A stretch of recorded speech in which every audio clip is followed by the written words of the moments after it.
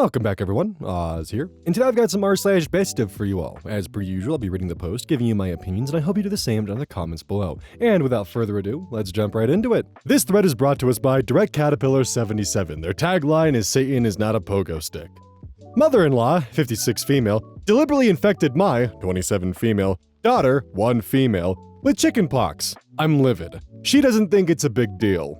The original OP is Mother-in-law chickenpox. A content warning is posted for emotional manipulation, spousal neglect, child behavior, and child endangerment. Originally posted December 29th, 2015. I can hardly type this out because thinking about it makes me so angry. Earlier this year, my husband, 31 male, and I decided to spend Christmas with his family for the first time since my daughter was born last September. Since they live 2 hours away, we decided to stay for a few weeks before Christmas so they could spend lots of time with Annie, 13 months. We arrived early, like we planned, and everything was great. I've had a few disagreements with my mother-in-law, Trish, 56 female, in the past over my parenting style. She criticized me for using disposable diapers, buying baby food from the supermarket, and not raising Annie as an organic baby. But everything seemed great. After a day or two settling in, my husband and I decided to pick up a few gifts from a mall around an hour away before the last-minute rush kicked in. My father-in-law, 60 male, tagged along. Trish said she was happy to take care of Annie. We got back a few hours later and Annie was down for a nap on a blanket I didn't recognize. Trish said one of her friends dropped by and gave it as an early Christmas gift. It looked pretty old and worn, but I figured one of her hippie friends was just recycling it. The next 2 weeks were fine, aside from Trish making a point to prepare meals for Annie from scratch. I mentioned this to my husband and he said to just let her be. Annie mostly mushed the food Trish gave her with her hands or threw the bowls on the floor, as she's been doing at the moment. Trish said it would take her a while to get used to nutritious meals.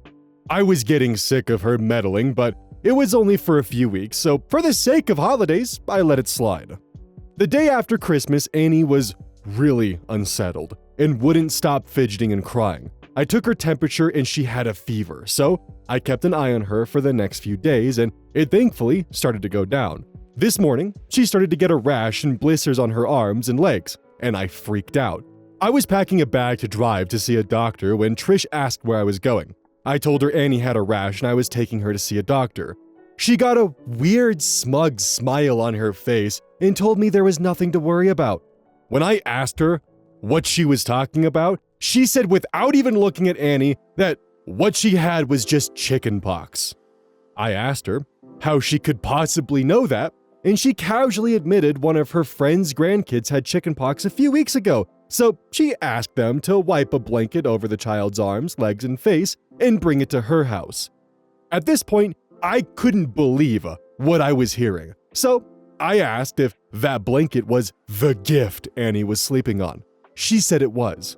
I lost my To be honest, I don't really remember what I said because I was up most of the night for 2 days checking on Annie. I just unleashed on Trish, asking what the was wrong with her.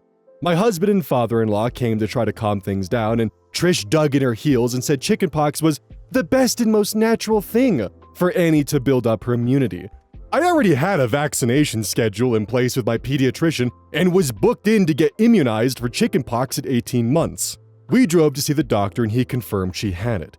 He said I'll have to cut Annie's nails short and might have to tape socks on her hands while she sleeps because kids so young can scratch until they bleed and that will leave scars. On the drive back, my husband started making excuses for Trish, that she was only doing what she thought was best. I couldn't believe he was defending her, and we fought for most of the way home until I told him to stop talking to me. Annie's been scratching like crazy, and I just had to tape socks over her hands. Trish tried to talk to me when we got back, and I told her to get out of my sight. We were meant to stay until Wednesday, but I just finished packing up our stuff so we can leave first thing in the morning. I'm so angry I can't even think. Whenever I hear Trish moving around in the kitchen, my heart starts beating faster and I feel like I'm going out there and grabbing her by the hair. I don't ever want to see her again or let my daughter see her again. What can I say to make her and my husband realize the enormity of what she's done? I don't think I can speak coherently to their faces until Annie gets better.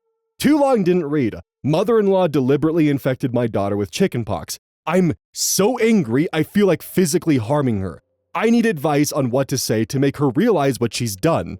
So as a general note, it's shown that children who get the chickenpox vaccine over getting it naturally are more than likely never going to get shingles down the line. The mother-in-law's bullshit pathology attempt at doing things the natural way just pretty much gave her granddaughter an illness that she's going to have to suffer through when she's older.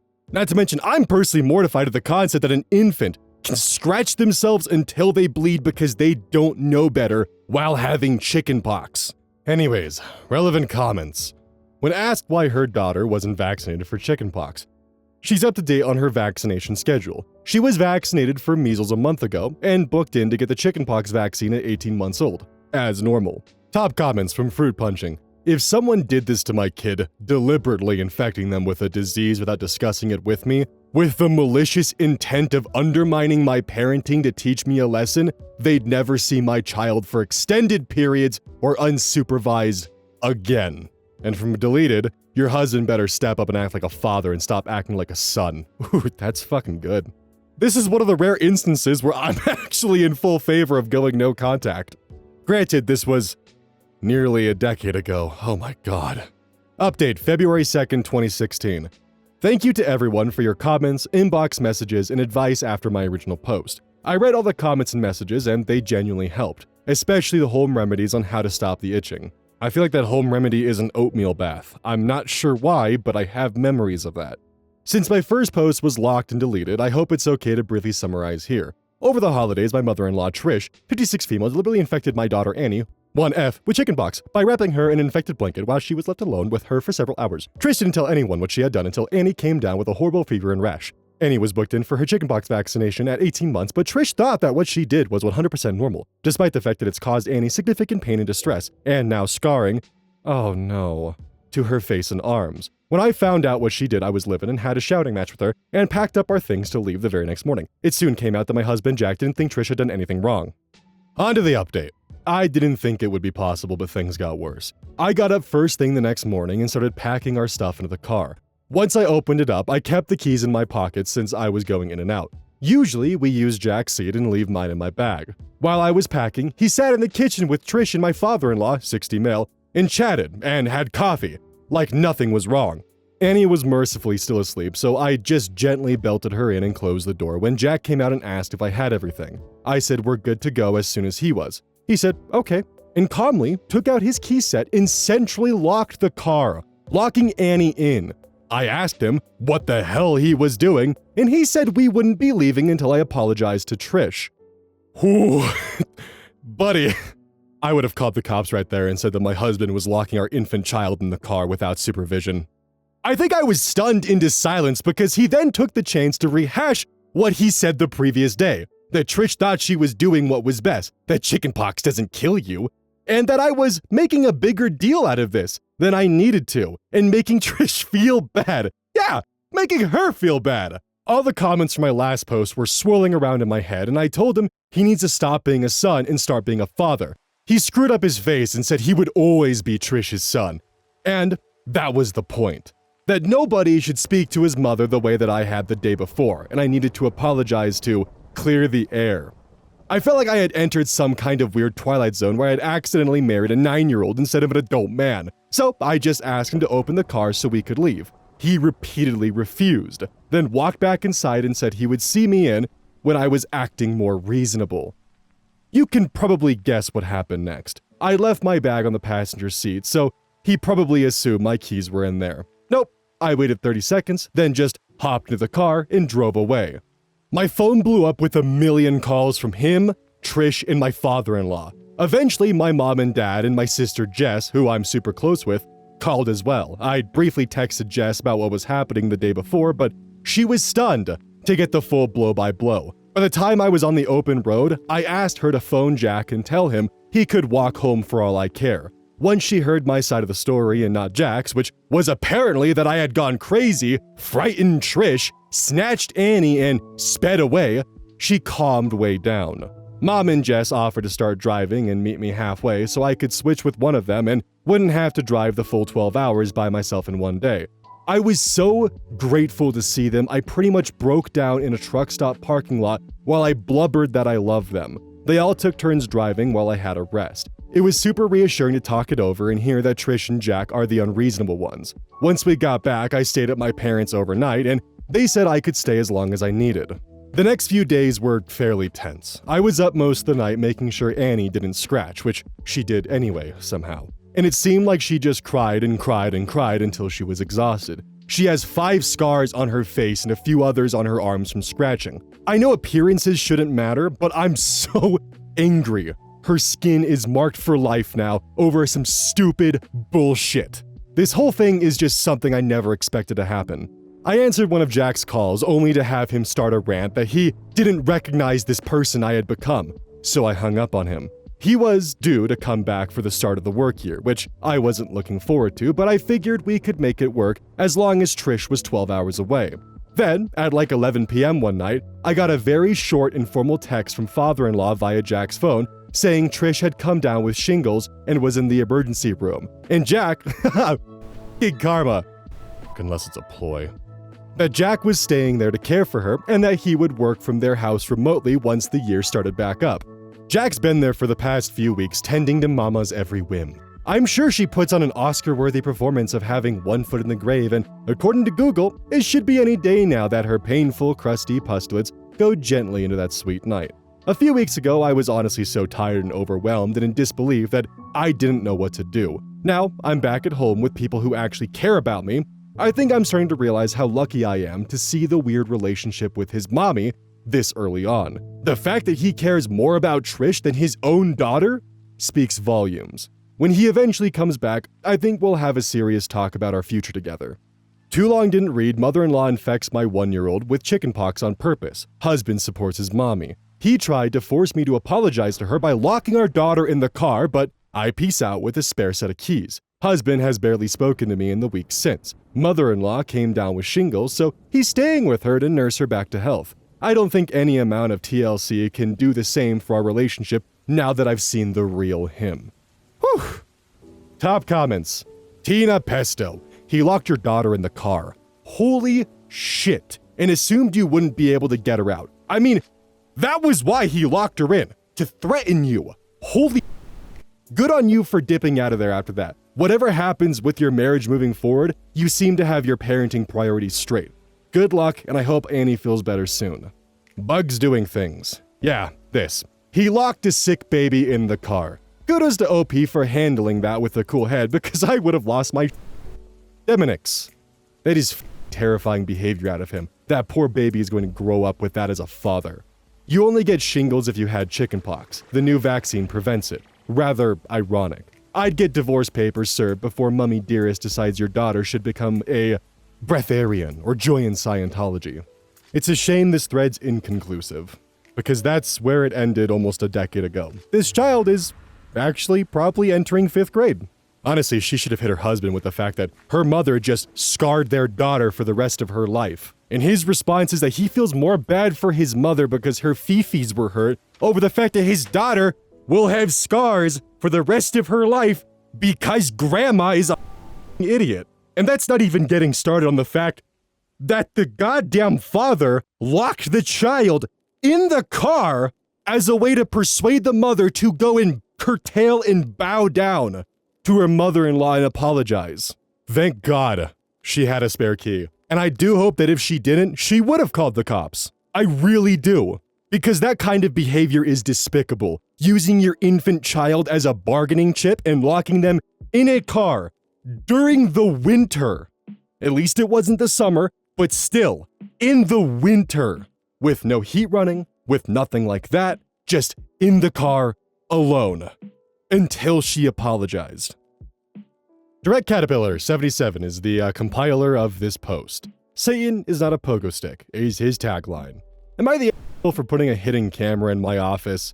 Queenie of my dreamy. Content warning for property damage, sexual harassment, hostile workplace, bullying, and xenophobia. Originally posted August 18th, 2024. Am I the asshole for putting a hidden camera in my office? I know this sounds bad, but please reserve judgment until you read my story. I, 35 female, am a Moroccan living and working in the US. I work for a big corporation with worldwide locations. When I started working, there was a colleague of mine, male 37, who always made jokes about being in love with me, etc. I knew these weren't just jokes, but his way of telling me he was interested. I don't shit where I eat, so I just ignored. He then started calling me his almond eye. I always corrected him and told him to call me by my name. I told him if he wouldn't stop, I would call him banana nose. Oh my god. Okay, listen, I don't know why I said that, because his nose is normal. It's just something that came to my mind. He's gotta look at his nose in the mirror every day because of that. He laughed it off, but never called me that again. Since 2 months, we have a new colleague, male 36. I was working from home the first 2 days he started. When I met him, he was very distant, acted as if he didn't like me. Don't get me wrong, I'm a very nice person, but for me, this was weird, but I respected him and his space, so I didn't make an effort to see what was going on. Last week, I discovered he made a huge mistake. I can't go into details about what because you would guess the corporation, but it was a big one. Even though he acted like a jerk to me, I didn't want to get him in trouble, so I stayed in the office with him until past midnight to solve the issue, and I never reported it. But then, when I got up to leave, he asked me to wait because he wanted to talk to me. He asked me why I hated him so much. Now, my flabber was guested. I asked him what he meant because in my opinion, he was the ass. He started telling me that the first day he got here, he was mentored by Banana Nose, and Banana Nose told him, watch out for her because she's Muslim, and has told everyone over and over again that gay people should be banned. First, sir, I came from Morocco to work here. Who the hell am I to want to ban someone? Secondly, my religion teaches me to accept and respect everyone. New guy went on to say that he had doubts after tonight because I could have fed him to the wolves, but instead helped him out. But then came the worst part. New guy told me that Banana Nose goes into my office when I work from home and get this, sits naked on my chair to punish me for being a prude. I asked the new guy to not tell anyone what he told me. And now, I want to get a hidden camera and install it in my office. I want to first ask HR if it's not against office policy, but yeah, I definitely want to catch his ass. Literally, would I be the asshole if I did that? Update the same day. Well, it is very nice meeting you all. I have never in my life read so many ideas to make someone's butt itch or hurt. The things we can achieve if we just work together. I had to talk to HR. I requested an urgent meeting. I didn't tell them everything because I know what they would do. They would investigate and then come back with, it's just a rumor. Banana Nose is very loved and I don't want to put the new guy in a bad place. So I told them I'm afraid someone might be sneaking in my office because all my stuff gets misplaced. Since I have a higher position in the company, they took it real serious, real fast. So, my dear comfies, camera is in its place, and I'll be working from home the next couple of days. Updated August 20th, 2024. Update 2. Hey everyone. I guess thanks for being curious and creative. Before I get to the update, I would like to explain where my office is and how Banana Nose was able to do what he did. My office is at the end of the hall. The only room that's facing my office is a utility room / supply closet. We all have offices on the same floor, and with we, I mean the members of our team. I know it might seem naive of me, but I never questioned New Guy. I've never told him anything about how Banana Nose treats me and how he calls me a prude. So for him to make that leap seemed excessive. Now for the update. Today was my first day working from home since the cameras were placed. After working for a few hours, I got a call from HR to come to work. My heart was beating so fast, and I literally can't remember how I got there. The nerves were eating at me. I got to the HR department, which is one floor above us, and I noticed everyone staring at me. The head of the department was sitting in a room with a couple of their people. They started talking. I couldn't listen. Things like, we as a company, blah, blah, blah. I stopped them and said I couldn't bear listening to a TED Talk and I wanted to know what was going on. Last night, when I already went home and the camera was installed for maybe an hour, Banana Nose entered my office. HR asked me if I wanted to see the video or if I just want them to explain what happened. As if it's a nature documentary. I told them I definitely wanted to see the video. I will first start by saying what I saw objectively. Banana Nose entered my office and the door behind him was still open. He looked over his shoulder and it looked like he was talking to someone while taking his pants off. Then, it happened. He sat on my chair, butt-ass naked. He took some candy from my desk and then started dancing on my chair, rubbing his butt cheeks in my chair's DNA. I got sick to my stomach. He then took my pens one by one and licked them. It looked like he was still talking. There was no sound, so I wasn't sure. Then, the worst thing happened. Oh, fucking no, I just read ahead a little bit and my blood is boiling. 2 years ago, I lost my 7-year-old niece to cancer. On my desk is a picture of her and I the last time we got to hug. So you can clearly see it's not only a child, but a sick one. This evil man rubbed his all over my picture frame and laughed so hard. Ooh, damn. Wow. I'm actually pretty angry. It's not very often I get quiet and this mad. Wow, holy shit. That's not very often I get silent angry. I'm gonna have to take a step back. Okay, through the magic of audio editing, I'm back. He took out his phone, made a call, and then left. I started crying like a baby. I feel violated. I feel used. I feel unsafe. HR guy was talking, but I didn't hear anything. I saw myself in the reflection of the window and I stopped, wiped away my tears, and asked what the next steps are. HR said Banana Nose was asked to come in later, and they would fire him on the spot. It seemed to me like they thought that was enough. I told them firing him is step one. I wanted to know who he was talking to and demanded to see the security tapes for the hallway. You can't see into my office on these tapes, but I know for a fact you can see who is standing in the hall. HR accepted my request and asked for security tapes. It takes some time, but they expect to get it sometime tomorrow. For now, I feel unsafe everywhere I go. When I got in my car, all I could think about was, maybe he was in my car. Maybe he was in my home. I know that sounds crazy, but I feel crazy. I'll do my best to update you all. For now, I just need, I don't know what I need yet. Thank you all. Update 3, August 21st in the same post. Maybe the final update. First, I want to thank everyone. Your support and kind words helped me when I couldn't sleep. Having this feeling of being alone, may it come back to you to benefit your lives. Each one of you.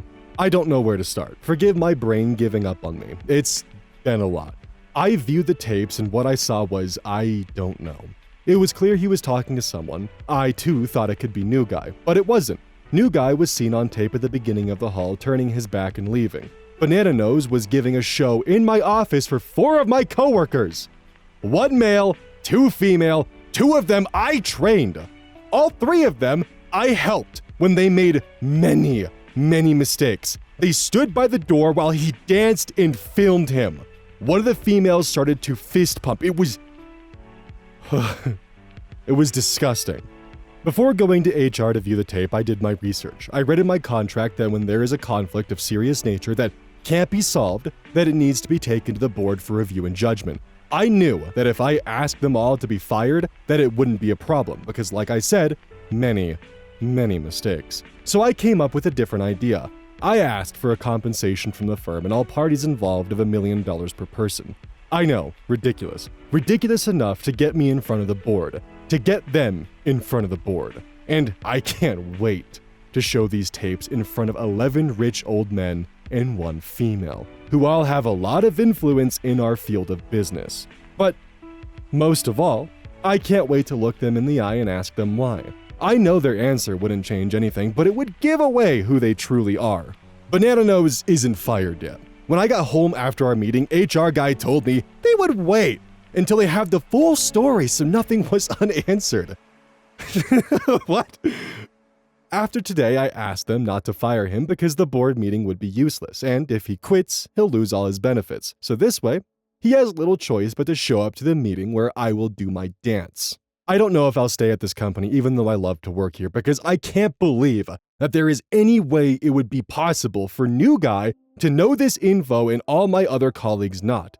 Yesterday, I drove to New Guy's house. I told him I never mention his name. I wanted him to have peace and not be afraid that other people will act out against him as some sort of vengeance. His secret is safe with me. Some people asked me what I would do if someone read this from work. Let me say this. I work with a bunch of nerds. Not the good kind that's on Reddit, but the bad kind that thinks TMZ is what keeps you up to date. They use words like whatever. I bet you can picture them now. And if they do show up here and read all of this, so be it. I couldn't cope without all of you. I have no family here, and I thought my coworkers were my friends. I guess we all make mistakes. Again, thank you all for everything. I kind of love you guys. Just make sure you never say whatever. And the finale. Dear Comfies. An hour ago, I got the news that everyone involved quit their job. They got their notice that they have to appear in front of the board, and they didn't want that. By everyone involved, I also mean one other person that was not on the tape but knew of it, and was involved on different occasions. This was something that happened frequently. When they first had to come to HR and watch the tapes, they said it was just a joke that got out of hand. One of them even tried to say that I knew of it. They wanted to first keep their job and asked for a group session to work things out. But when HR said there would be a board meeting, they resigned the next day. As for me, I handed in my notice, but this wasn't accepted. The company offered me a better paying job in a different location. They'll help me with relocation and everything. I'm glad I got this chance. Since I have a more senior position, I need a well-rounded, trustworthy assistant. I asked for new guy. They agreed with it, and the new guy was very excited. Our relocation is closer to his boyfriend's house, and I'm glad that I don't have to leave him behind at a toxic environment. I guess this is my final update. I decided not to sue. I don't ever want to think about what he did ever again, and I don't want to put my energy towards this kind of toxicity. And I know one thing for certain. You get what you give. Thank you all for your loving messages. I wish nothing but the best for all of you. Relevant comments. Inkblot 101. There's no both sides of the story for HR to get here. That video pretty much requires immediate termination. Either you have excellent grounds for a very big lawsuit, or this is a creative writing project. OP, it wasn't about both stories. He explained that he wanted to first know who was in the hallway so he would know if there were any executives involved. I guess we'll never know if there were. This definitely isn't a project or whatever. This is my life right now. I can't sleep, can't eat. I keep going over every interaction I ever had with him, trying to think of something I could have done to deserve this. I have nightmares of Banana Nose poisoning my food or standing by my bed. Yesterday, I dreamt he was at my niece's grave, dancing on her. Thoughts like maybe he did something to the brakes of my car, or maybe he's hiding somewhere in my house keep popping up. It's crazy. It's crazy that I had a good life here. I was happy, felt safe, and now everything changed. I'm gonna be 100% honest, I would be devastated and heartbroken if this one turned out to be fake. If it is, it's very well done rage bait. I mean, hell, it got me. There is a part of me that does hope this is in fact a creative writing project because I don't like the idea of monsters like this existing in the world. Granted, knowing my history, well, maybe it's more of that there aren't as many monsters in the world. But I know for a fact that people like this exist. And unfortunately, that does lead me to believe this story could very well be true. I tend to look at a lot of these with a skeptical light, and if it hits enough red flags, I call it, for better or for worse. And I'm not saying this one is fake or I even suspect it of being fake. It does have a couple things that make me raise an eyebrow, but even while the corporation didn't go by the book, honestly, what corporations do go by the book 100%? How many just sweep under the rug when they can get away with it? I don't know. What do you all think? Do you think this is very well crafted rage bait or an actual true story? I don't know where I land because I want this to be fake because I don't like the idea of monsters like that existing. But the key operative there, don't forget this is brought to you by GamerSupps. Use code ODDS at checkout. It's basically a caffeine powder that you put in your water, and I actually really like it. I use this on a daily basis. Don't forget that every purchase you make using code ODDS directly supports the channel. And if you want a personal recommendation from me, I would either recommend the Soda Pressing Pear or Dragon Fruit Punch. Those two are currently my favorite flavors. And as a note, once we sell a certain amount of stuff, I get my own flavor and my own cup. And you all know I'm gonna choose some degenerate shit that's gonna make their PR team squirm. My goal is to make them regret partnering with me. So please, use code ODDS at checkout to make my dream come true of making a PR team squirm.